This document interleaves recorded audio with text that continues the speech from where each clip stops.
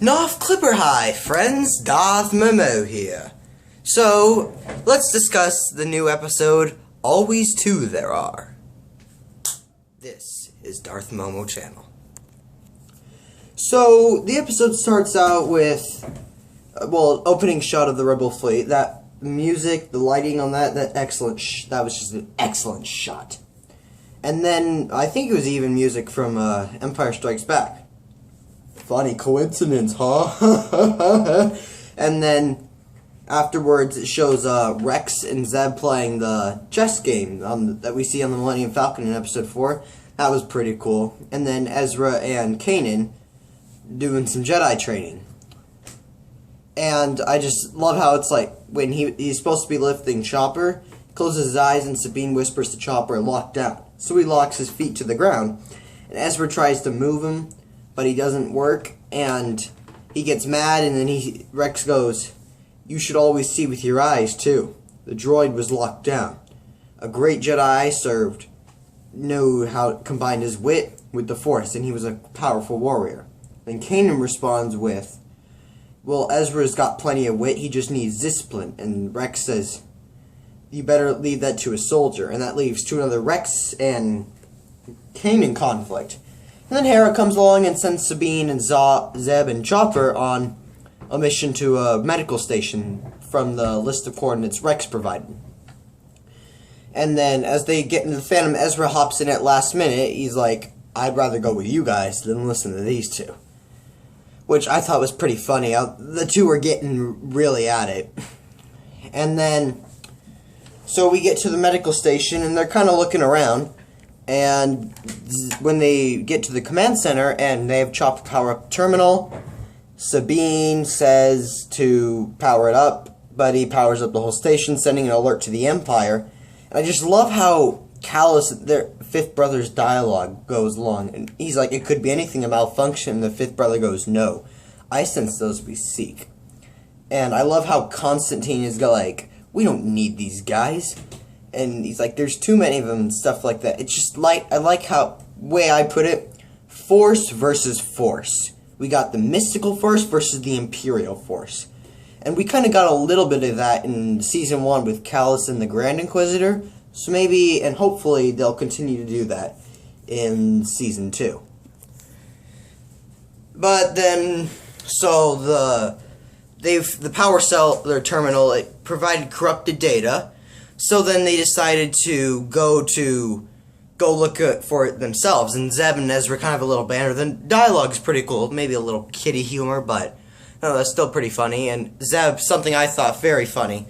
Zeb goes, "You're gonna, cocky kid, you're gonna go walk right past the supplies." And then we see behind him was a room where the supplies they were looking for was in. I thought the irony, that was just pretty funny.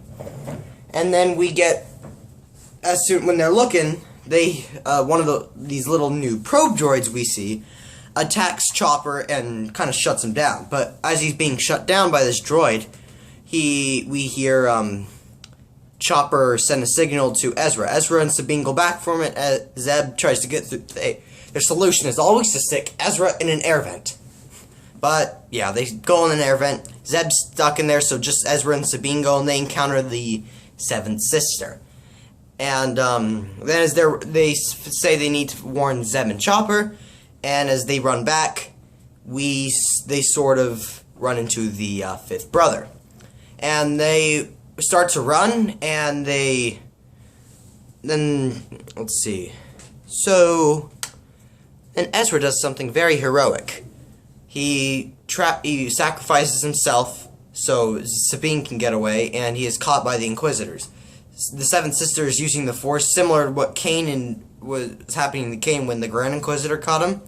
And the fifth brother comes in for a kill, but the Seventh Sister stops him with her lightsaber and says, "Funny finding you here, you really have no wit. We'll use him as a bait to draw the others in." So at first I thought these two Inquisitors, they were both dispatched by Darth Vader to kind of team up and take down the rebels, but no, they're at it. They're in competition. I thought that was pretty cool, a little nice subplot to throw in there. So while Rebels, I mean, we don't have the initial rebellion started up yet, so we don't have a big plot moving along super quick.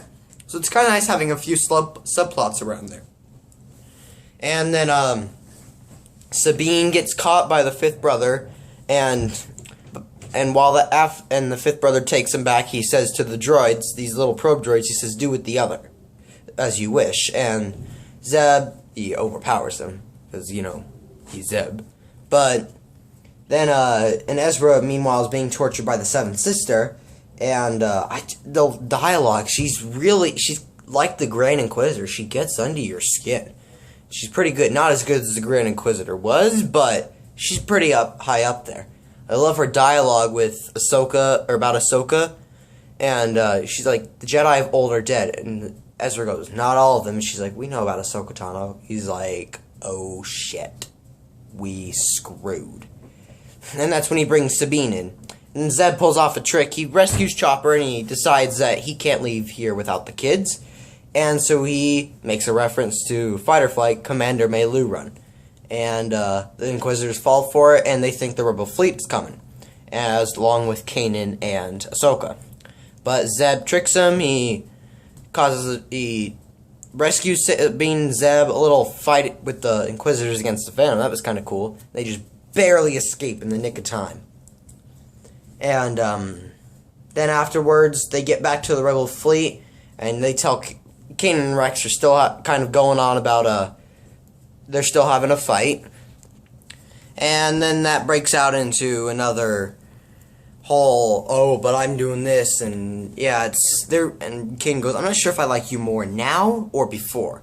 And then Ezra comes in and he warns him of the Inquisitors. Hare's like, Sato's gonna need a full report on this. Sato's a stupid commander, by the way. But then ships out the Zeb and Ezra and Sabine to go to the command deck, and Hera goes, "Did you know about them?" And he's like, "No." And then Ezra says, right before he leaves, he says, "They knew about Ahsoka." And King goes, "I'll tell her too." And he goes, do you think Ahsoka know? And Rex goes, "Honestly, I don't know." And they just sit there and kind of ponder, like, we really don't know what we're fighting up against. And I love how, even though they shipped out the rest of their team, they kept Rex in there. It's like, okay, kids, get out. The adults are having a conversation. That was pretty cool. And I hope that they get along really well eventually, and it's a friendship that starts to blossom. And that will be really awesome to see where that goes. Well, that's all we got for you today. Join me in next week on the review of Brothers of the Broken Horn. This is Doth Momo, out.